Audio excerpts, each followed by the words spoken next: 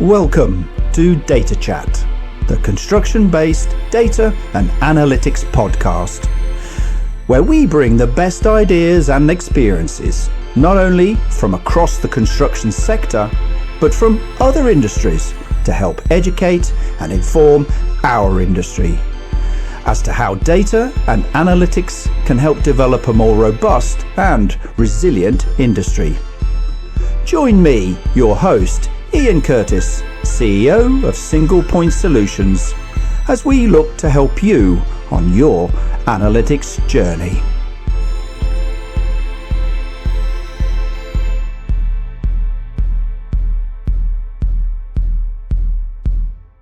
The one and only Bill Schmarzo. Bill has written 4 books and is by and far one of the world's leading experts on data, on AI. And, well, Bill, please introduce yourself. You do a lot better job than me. So welcome and thank you. Iain, you're doing a great job and thanks for having me. I've been very fortunate in my career that I've been in a lot of what I call Forrest Gump moments, right place, right time, where I've had a chance to experience a lot of different stuff. And at my heart, I'm a teacher. I do work at Dell. I'm their customer and data customer innovation strategist. So I work with customers about how do we leverage data and AI to create value, and very fundamental conversation because I'm a teacher on my spare time at the local university. So everything I work with, everything I do has to be pragmatic. No pie in the sky. These opportunities to leverage data to drive material value to organizations is right in front of us. And we just need to make certain that we're not blinded by the shiny bright thing that's hovering over us and realizing that there's all kinds of dollars laying right there in front of us. Right. So I guess where we want to start, and we're talking off air, that we're trying to educate the construction industry in the UK, but worldwide. We feel at Single Point we're doing things really that nobody else is doing. And we want to bring the industry kicking and screaming into the 21st century. So what I'm trying to do in these sessions is to help educate. So yeah, the fact that you're an educator is great. So, well, it's pretty known that the construction industry, we're quite a long way behind, typically laggards in the use of technology, but certainly the use of data. So I'm just wondering, just as an intro bit, where some examples and the kinds of things that you've experienced in your world of how data, so fundamentally going back to basics, how data can help a business, rather than specific use cases, but generally to start with, and then maybe we can pick into some of those, Bill. Sure. I think the most important thing an organization can do is to understand what do they do as an organization to create value. Now, that may sound like a really weird way to start a data and analytics conversation, but we start the conversation, data and AI are not an endpoint. They're a means to an endpoint.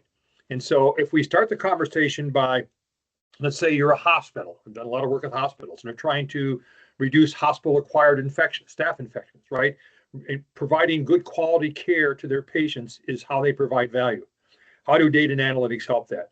I've worked with banks around how do I do better cross-selling, right? How cross-selling of our products is worth such, and every conversation must, in my opinion, start by the understanding the organization carefully and holistically communicating and defining what are our value creation initiatives and how do we measure success. Think about the construction industry. Tons of opportunities. In fact, the problem is there's too many opportunities, right?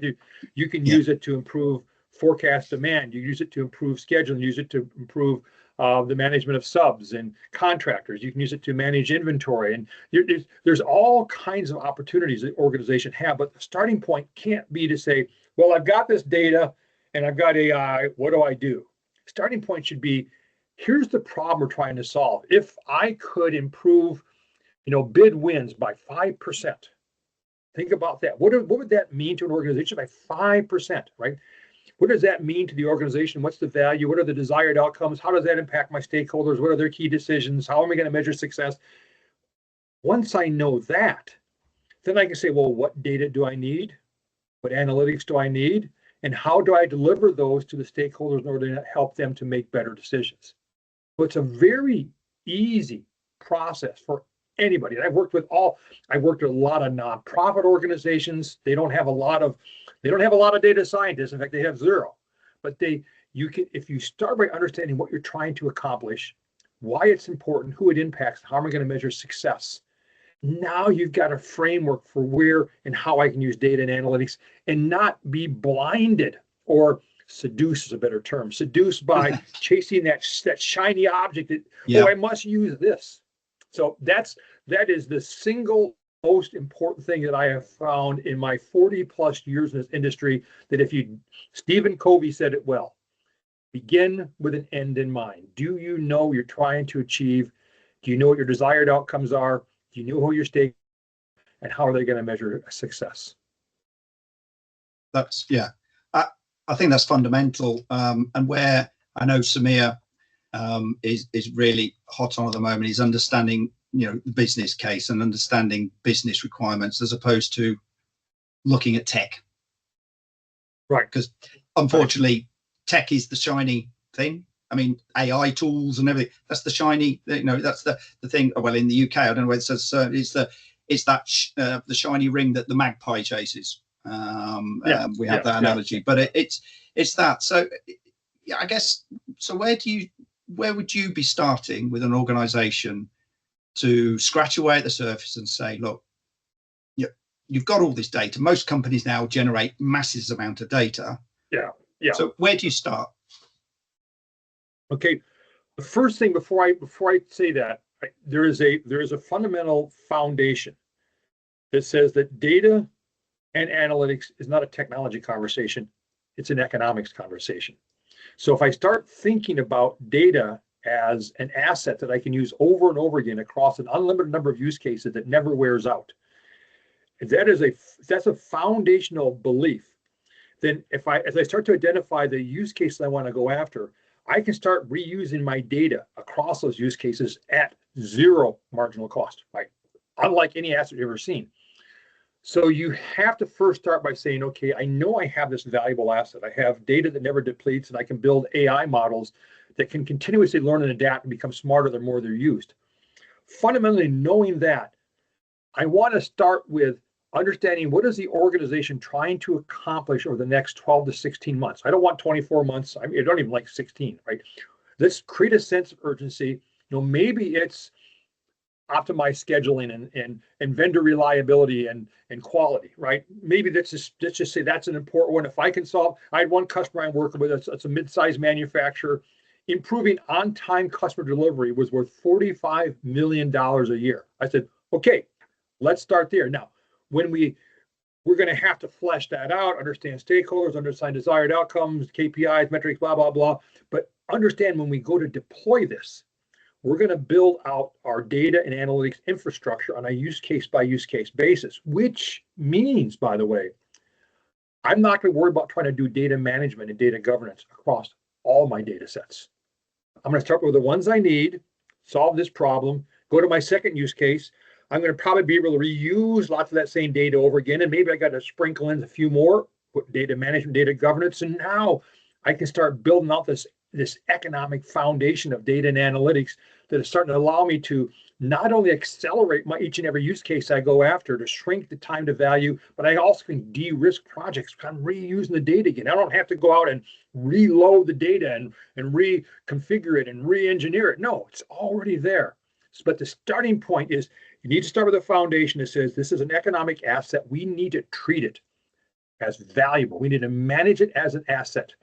And the second thing is figure out what problems I'm trying to solve so I know what data I need and what data I don't need and what analytics I need and what analytics I don't need. By the way, you'll find that most organizations are still doing quite well just by starting with simple machine learning programs.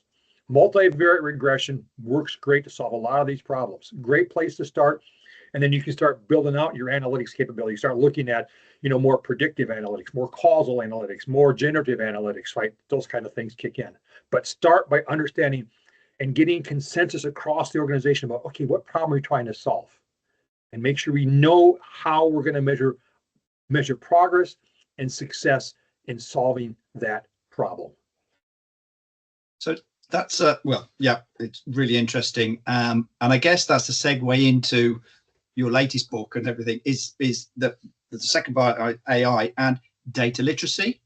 Wonder whether you want to just talk around that a little bit, because some people, so data's everywhere, but right. got to understand, and this part of, I guess, the education is to understand, what they're going to get out of it. But that, am I right? That's the data literacy element of it. So do you want to talk about that a little bit, Bill? Yeah, there's a data aspect of understanding that data is an economic asset, that data is being captured. There are privacy concerns. I wrote a lot of that, the data literacy component, because I wanted people to be aware that everything they say and do is being captured. Right? Whether you like it or not, you send a text, somebody has it. You post something on social media, you have it. You walk by a bunch of cameras, they know you're there, right? So you need to understand that data is always being captured. So there's a lot here about making people aware that data is being captured and can be used against them, right? So there's a cautionary tale there. But then I went into explaining about this economic concept of data, that, while data has these ramifications, it's also this economic asset. And we start thinking about it as an economic asset, it becomes a valuable source of creating value. Valuable source of creating value, right? So I talk about that and make sure people understand that you can use data to solve everyday problems. How to improve decision making. For example, it's a really simple example. When I talk to high school students, the statistics show that the probability of surviving a car accident doubles if you're wearing a seatbelt. Right? If you wear a seatbelt, you get double the chance you're going to survive. Right? And life is all about improving the odds of survival. Yet 13% of Americans don't wear seatbelts. Stupid is as stupid does. I don't know, right? I'm not going to force you to wear a seatbelt. That's not what we're about, right? But you should be aware, what the data is telling you, so you can make more thoughtful decisions as you go through life, right? Yep. Wearing seatbelts, wearing helmets, what you're eating, what you're drinking, speeding, and all the kind of things, right? So they're fundamentally teaching people that you can use data to make better decisions that are designed to improve your chances of living successfully. And then the book talks about what does AI do? And AI is really very simple. AI is only going to do what you train it to do. And then I walk through a series of examples, but making people understand that data is this asset that I can use to make better decisions. AI is a simple tool that I can train to help me make better decisions, so that I can go through, whether it's my personal life, deciding, what cereal I'm going to buy on a Saturday morning at the local grocery store, or as a professional, what kind of career decision am I going to make? What kind of, so again, trying to make sure everybody understands that data is a valuable asset. Yes, it has a negative aspect to it, but it's a valuable asset for help us make better decisions. And AI is a tool for helping to augment the insights we can pull from that data to help us make even better decisions. So how would you counter with somebody, who's been running a business a long time, and they go, I run my business by my gut feel. It's in my gut. I make the decisions based on, those kinds of things, as opposed to, well, you're trying to tell me, Mr. Schmarzo, to invest in, looking at my data. Well, I've been doing okay, but how potentially could you counter against that? Where's data going to take you away from your gut feel, or where's the limitations? There's the problem with gut feel is it's basically gut feel on what happens. It's not gut feel about what's going to happen, right? Humans, and we focus on what happened in the past, right? It heavily skews us, and there's like a ton of different biases that the human body is, and recency bias is one of those things. Confirmation bias is another danger. And the human mind is not a good decision-making tool. First off, you need to realize it's not, right? If the human mind was a good decision-making tool, Las Vegas would never exist, right? Because Las Vegas is designed to take money away from people. My son said that gambling is a tax for people who are bad at math. I thought that's a good explanation, right? So, yeah. you got to understand first and foremost that humans are flawed to make bad decisions. And so what data can do, it can help us to overcome some of these things, to start to not get over rotated on something that just recently happened, until we can make decisions based on more thorough understanding of what happened. Here's an example for you. What did organizations do when COVID hit? Right? There was an outright panic, right? We didn't know what to do. We had no sort of gut feel for this. None of us were around for the Spanish influenza, right? And so, well, there was a bunch of data out there from previously the SARS and swine flu and such that told us within 95% accuracy exactly how this COVID thing was going to play out. Now, very few organizations looked at it. And so we flailed about, the economy went down the toilet. We lost hundreds of thousands of people, right? Needlessly, because we did not look at the data that said, this is going to spread in this manner. This is what we can do, right? Think about, for example, how easy it would have been to create a score on every person of their likelihood to die if they caught COVID, and use that score to optimize who got shots first, who had to quarantine, right? I had a undergrad class of non-data scientists build a spreadsheet using 18 variables that created a score for everybody that would have said exactly, you're at risk, but you're not. Right? You probably shouldn't go out. You need to get your shots first. You're probably fine. Maintain 6 feet difference, but you can still go out. Right? We didn't do that. So what happens is, if we don't look at data, our gut tends to average everything that's happened in the past. Right? If you make decisions based on averages, at best, you're going to get average results.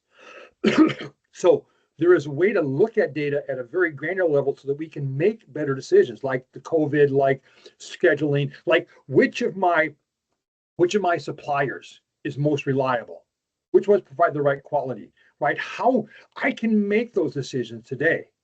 And it's just a mindset, because the tools are there, the data's there, all the data's there. It's just really to think about, yeah, I've done it on my gut, but it doesn't help me to really forecast what's going to happen next.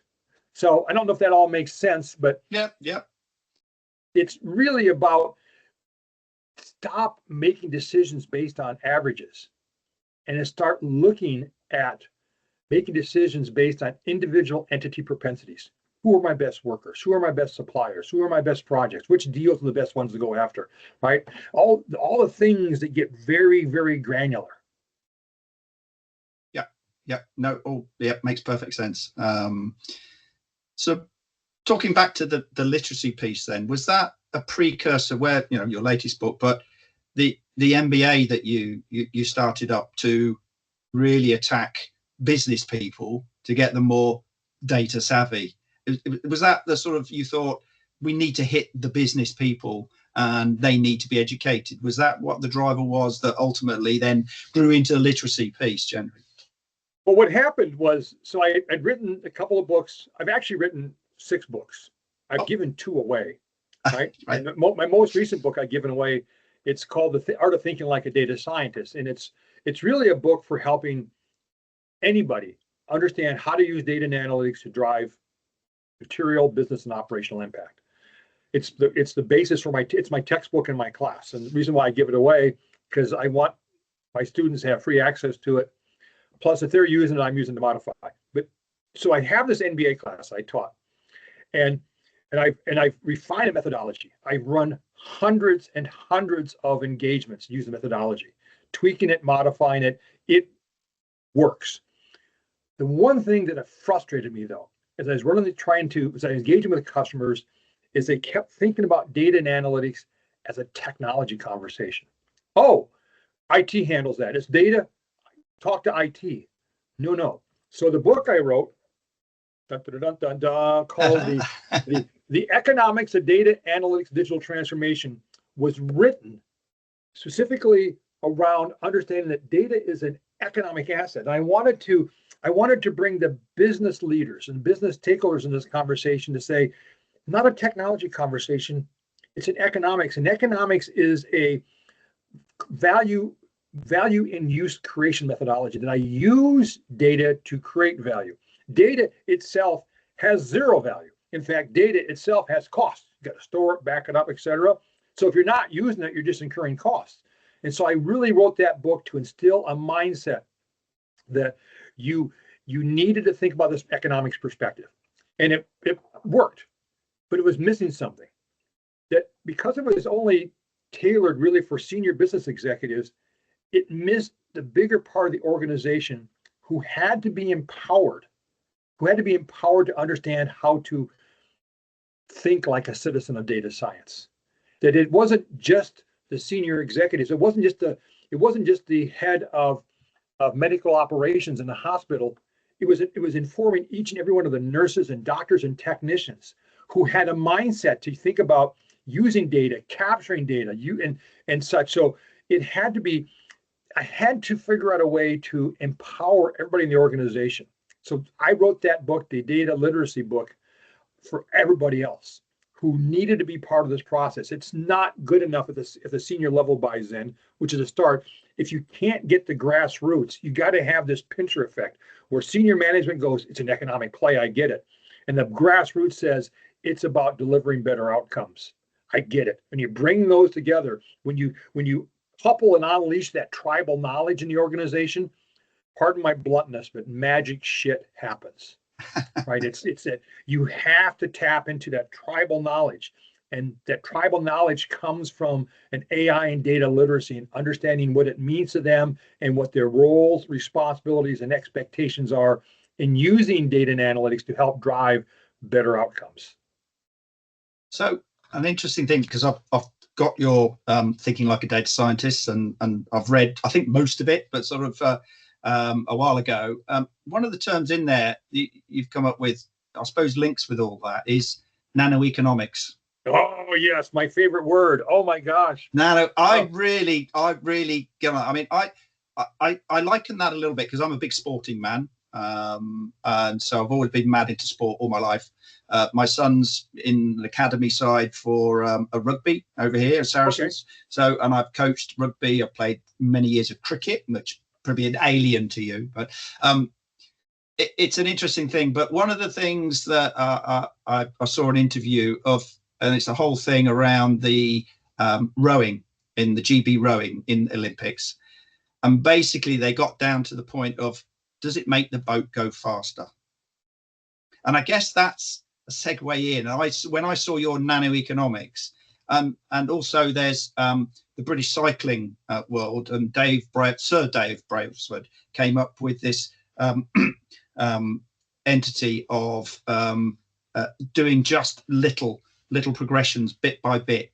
And I guess that's what nanoeconomics, but maybe you want to just talk a bit about that. Yeah, sports is a great analogy for it, because sports has embraced nanoeconomics.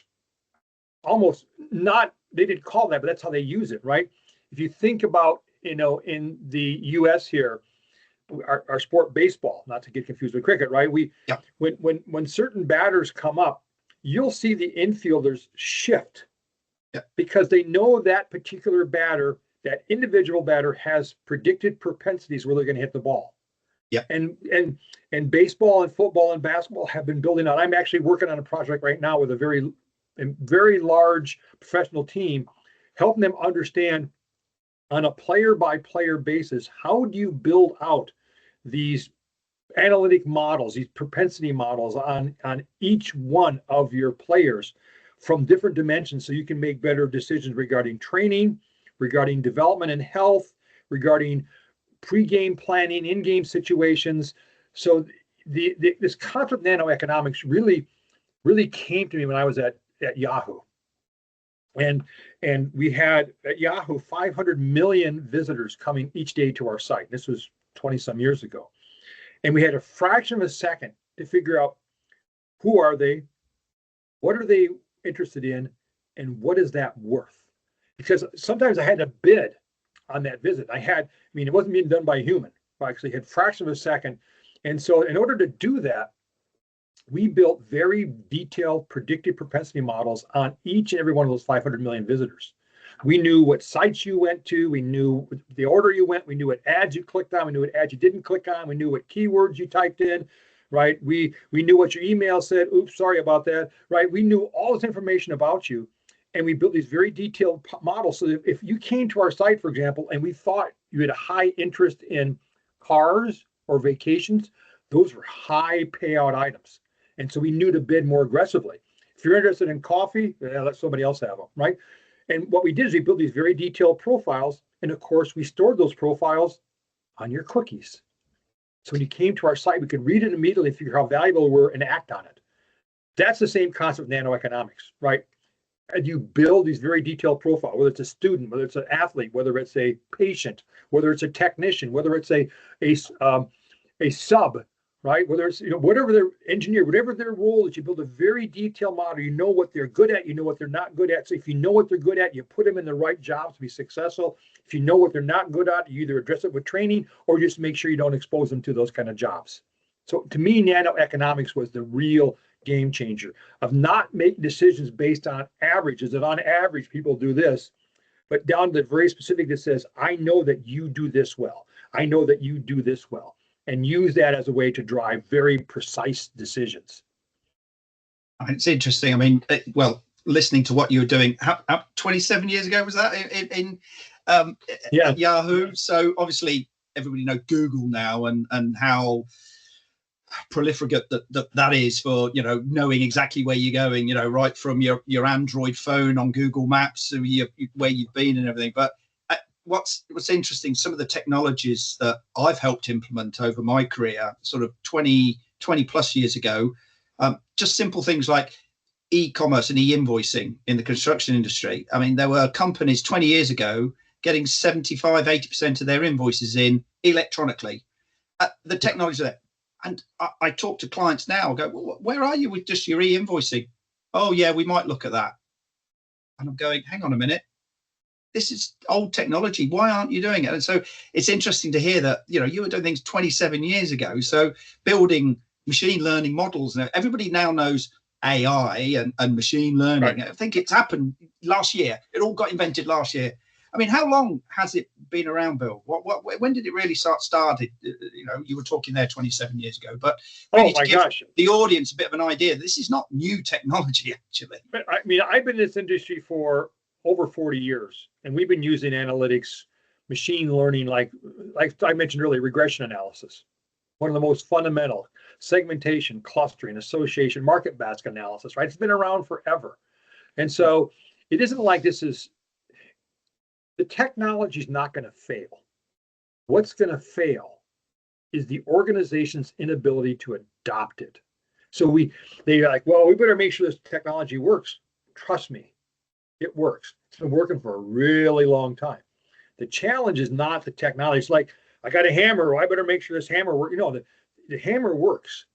How are you going to use that hammer? How are you going to use this screwdriver? How are you going to use this cut saw? Right? How are you going to use these different tools? Because all AI is a tool, and there's not just one AI, right? There's hundreds of different kinds of versions of things we call AI and machine learning, and understanding where and how to use those tools becomes important if we know what outcome we're trying to achieve. Well, that's the $64,000 question at the end of the day, isn't it, Bill? And I guess I know you're a busy man. You've got things to go to, and I'm conscious of time. So maybe that's a good point to finish on this one, because I want to get you back, because we've just scratched the surface here, and I'm up for that. I'm thoroughly enjoyed. Hopefully the audience have got a bit of an idea of just what this animal of the AI data is all about, how it can be tamed. But yeah, so much Iain, to talk about. Yeah. Let's schedule a follow-up one. I'd love to talk to you about how I've been working with farmers, for example, and how to use a concept I'll call contextual continuity to leverage Chat GPT to help them make better decisions about planting and harvesting and scheduling and so we should schedule a follow-up, because that would, wow. This stuff is really, it's very simple. Again, if you know what outcome you're trying to achieve. That's the fundamental thing. It's understanding the business use, business case, and why understand We're all the why. about the why. If you don't understand the why, who cares how many whats you got? Absolutely, Bill. Bill, it's been a pleasure. Great to talk to you. And we'll get something in the diary very soon, and we'll have part 2. Thank you so much indeed. Thank you, Bill. Thanks, Ian. I appreciate it. I love the conversation. Thank you. Cheers. Cheers. We hope you enjoyed this episode of DataChat. Join us for the next episode as we continue on our journey to help construction and house building companies to see how data and analytics can help transform the industry.